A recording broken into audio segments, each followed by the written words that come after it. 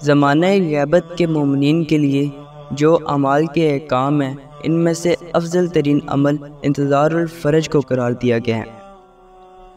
اب یہاں یہ سوال پیدا ہوتا ہے کہ انتظار ہے کیا؟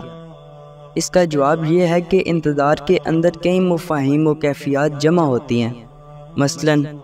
ہمہ وقت ان کے خروج کے انتظار کرنا،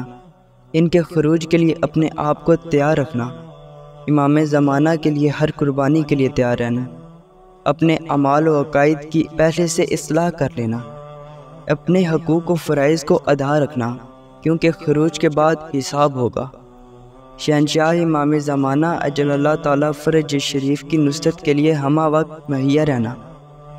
اپنے کاغذات اعمال کو آڈٹ کے لیے تیار رکھنا، معلم دین و شریعہ سے آشنا رہنا،